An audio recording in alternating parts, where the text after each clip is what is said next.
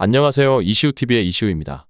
해당 분석은 초안 분석이며 최종 분석과 픽은 하단 댓글에 있는 링크로 문의 주시면 방입장 도와드리도록 하겠습니다. 방입장은 무료로 진행되며 절대 금전적인 요구를 일체하지 않습니다. 이번 분석은 승부식 124회차 해외 축구 4경기 분석 진행해 보겠습니다. 우루과이는 3-5-2 포메이션을 주로 활용하며 탄탄한 수비와 빠른 역습을 기반으로 한 경기를 펼칩니다. 이 팀은 수비적인 안정성을 우선시하면서도 기회가 오면 날카로운 속공을 통해 상대 골문을 노리는 전술을 구사합니다. 최근 페루와의 경기에서는 0-1로 패배하며 공격에서 큰 성과를 내지 못했습니다. 대 아라스카에타와 아라오가 우루과이 공격의 핵심 역할을 맡고 있지만 두 선수 간의 호흡이 매끄럽지 못해 공격에서 세밀함이 부족한 모습을 보이고 있습니다. 특히 누네즈와 올리베라 간의 연결이 원활하지 않아 공격 기회를 충분히 살리지 못할 가능성이 높습니다. 따라서 이번 경기에서도 우루과이가 대량 득점을 올리기에는 어려움이 따를 것으로 예상됩니다. 수비 측면에서는 바렐라, 우가르테, 부에노가 수비 라인의 중심을 잡고 있으며 이들은 팀의 수비 밸런스를 잘 유지하며 상대의 공격을 효과적으로 차단할 준비가 되어 있습니다. 수비에서의 안정성은 우루과이의 강점으로 꼽히며 빠른 역습에 대한 대응도 잘 이루어질 것으로 보입니다. 그럼에도 불구하고 공격 전개 과정에서의 문제로 인해 상대 수비를 뚫는 데 어려움을 겪을 가능성이 있습니다. 반면 에콰도르는 3-4-3 포메이션을 통해 수비적인 안정성을 바탕으로 경기를 운영합니다. 이 팀은 탄탄한 수비를 바탕으로 상대의 공격을 효과적으로 막아내는 것이 주된 전략입니다.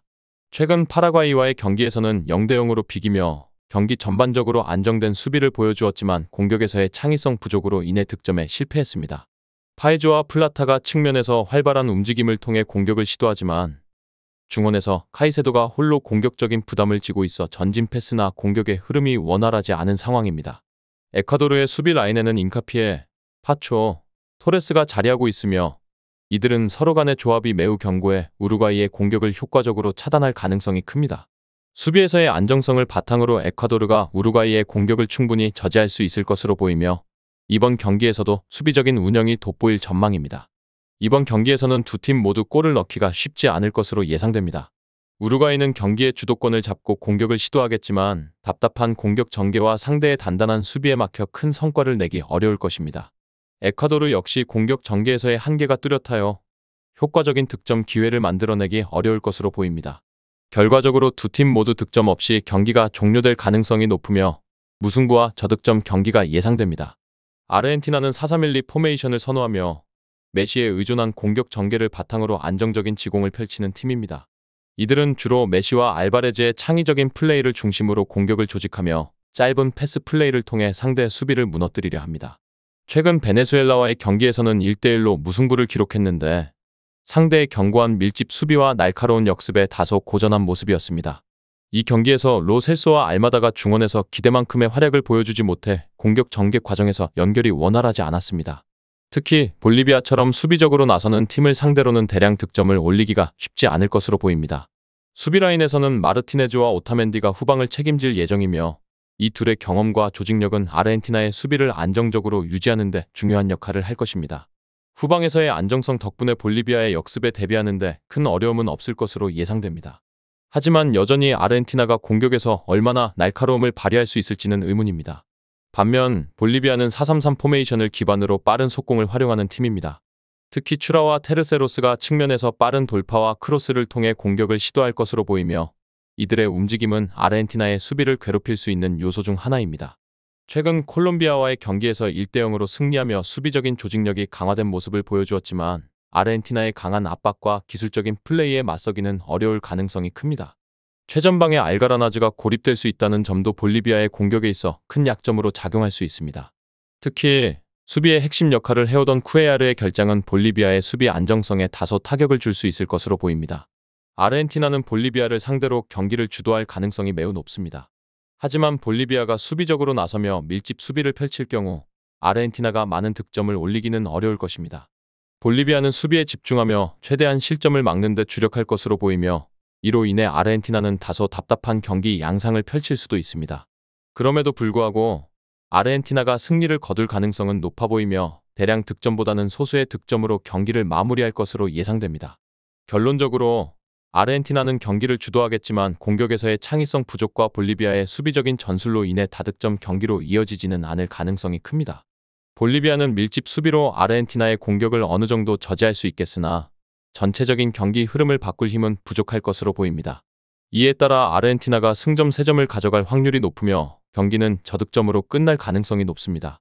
이 외에도 다른 축구 분석과 야구 분석 및 종합픽이 궁금하시다면 하단 고정 댓글 링크로 문의주세요.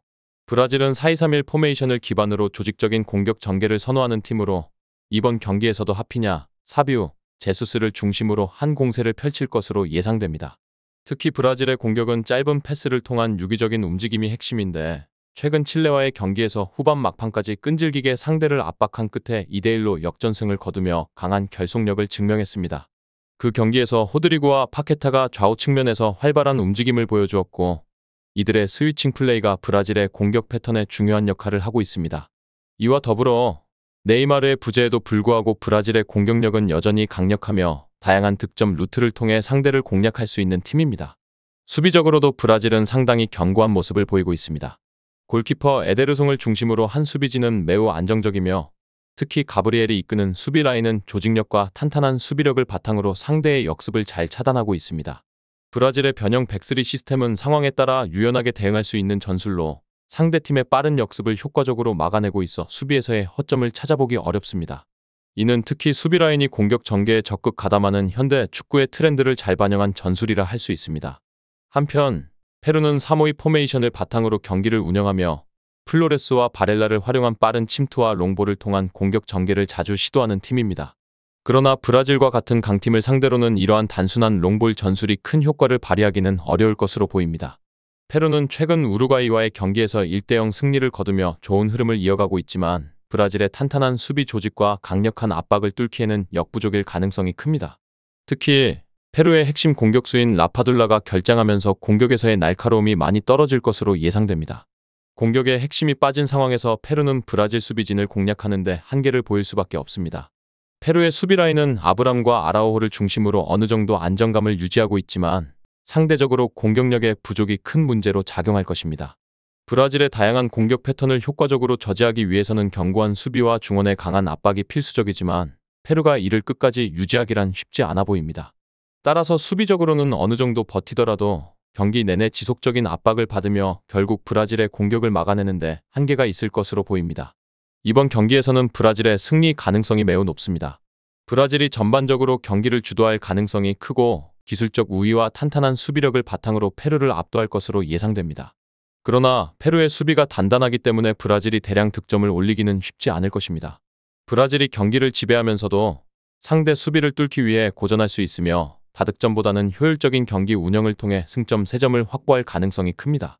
멕시코는 주로 4-3-3 포메이션을 사용하여 경기를 운영하며 공격의 핵심은 후에르타, 히메네즈, 피네다로 구성된 공격 라인입니다.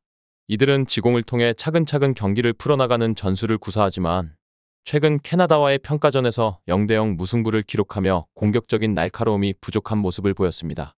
특히 공격 자원 간의 유기적인 움직임이 다소 부족하다는 점이 문제로 지적되고 있습니다. 그 결과 상대 수비를 효과적으로 공략하는 데 어려움을 겪었고 경기 내내 위협적인 장면을 만들지 못했습니다. 멕시코의 수비 라인은 몬테스와 바스케즈가 중심을 잡고 있으며 중원의 알바레즈가 수비에 적극 가담하여 안정적인 후방을 구축할 것으로 예상됩니다. 이러한 수비 조합은 상대의 빠른 역습에도 큰 실점을 허용하지 않을 수 있는 강점을 가지고 있습니다. 특히 알바레즈의 존재가 수비의 중추 역할을 하며 상대의 공격을 미리 차단하거나 압박하는 데 중요한 역할을 할 것으로 보입니다.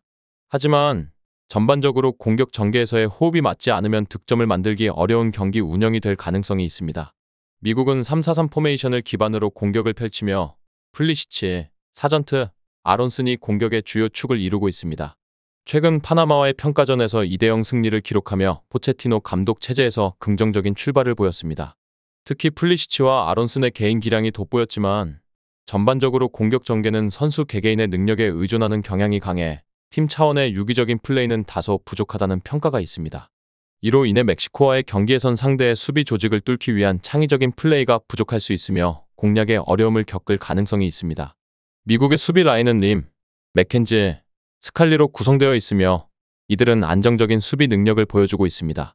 또한 미국은 상대가 역습을 시도할 때 효과적으로 차단하는 역량을 가지고 있어 멕시코의 공격 전개를 적절히 대응할 수 있을 것입니다. 미국의 수비는 특히 조직적인 움직임을 기반으로 상대의 공격 기회를 최소화할 수 있는 강점을 가지고 있으며 이는 이번 경기도 마찬가지로 적용될 가능성이 큽니다. 이번 맞대결은 양팀 모두 수비 조직력에 강점을 두고 있어 공격보다는 수비에서의 치열한 대결이 펼쳐질 것으로 예상됩니다. 두 팀 모두 공격에서 큰 성과를 기대하기 어려운 상황이며 그로 인해 경기는 서로의 수비를 넘어서지 못한 채 팽팽하게 진행될 가능성이 큽니다. 결국 두 팀 모두 득점 없이 경기 내내 공방전을 이어가며 승부를 가리지 못하는 무승부로 마무리될 확률이 높습니다. 따라서 공격보다는 수비가 빛을 발하는 경기 속에서 득점이 많이 나올 가능성은 낮아 보이며 무득점 혹은 저득점의 경기 결과가 예상됩니다.